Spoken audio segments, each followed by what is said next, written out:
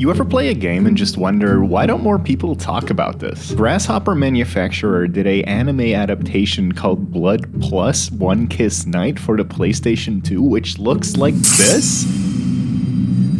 Why didn't I know about this? There is a late PlayStation 1 era Devilman game, which is actually kind of cool.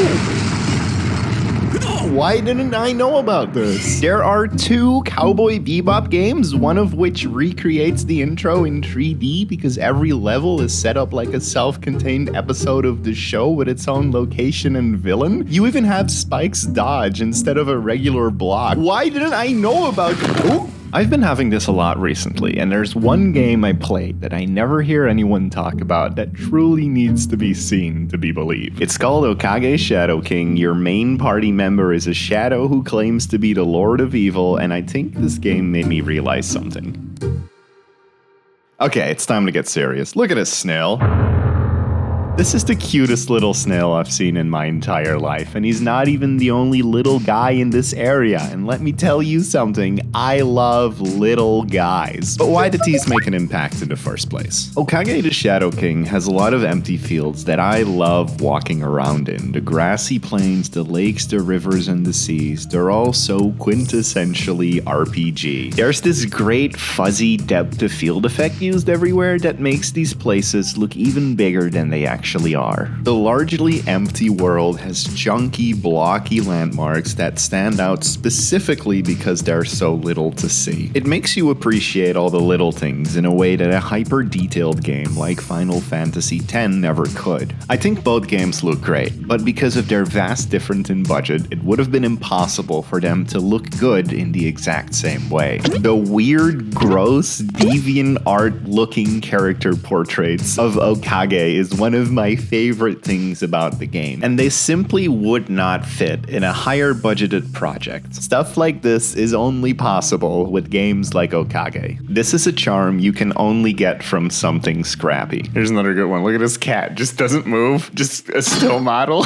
I'm also a big fan of the weird balloon animal looking creatures you fight. They don't fit in with the rest of the world at all, and that is exactly why they're so fun to encounter. They're all just strange enough that it's exciting whenever you meet a new one. This is another place where the budget is pretty apparent since you start coming across recolors pretty early on in the game, but the designs are strong enough that it doesn't take away from the fun of fighting them. The main enemy of the second dungeon is a pot that tries to freeze you, which you fight like 10 times, but come on, they're doing their best here. Everything's just fun to look at, and that includes the character models. The best one's probably this professor who looks like he's hiding a clown outfit under his lab coat. He does a little dance whenever he levels up, but I just cannot stop looking at his hair. Though I think this actual clown who's hanging out in a circus somewhere in the middle of a field is definitely a close second. There's so many great characters actually. There's this one kid who has a terrifying face, and this guy is also just kind of there. I feel like every other RPG starts out with John Adventure and his mostly normal friend, but here you play as this gross, nasty, ratty looking emo kid. It's great that this game is so defiantly different from the very start. I guess I just like it when a game is low budget enough that you can still feel the human touch. Every time something cool happens, like this sunset scene or this absolutely adorable fishing village, I get excited because I knew people worked very hard to get it made. Even this dinky little fishing rod lacking any kind of animation is cool to me because I knew someone worked very hard to get it to be there. Through dumb little things like this, you can feel the passion, and that's maybe the most important thing. I had so many genuine laughs while playing this game. I laughed when everything in a battle would freeze for a predetermined animation to play out. I laughed when the camera did stuff like this, and I definitely laughed when I entered a battle and it was like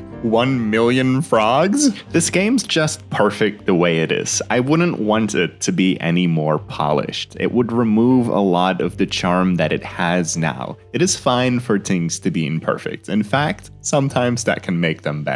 Oh, I just want to show one more thing, by the way. So this is the entrance to the first dungeon. So you go in and you're down there and then you walk 10 steps.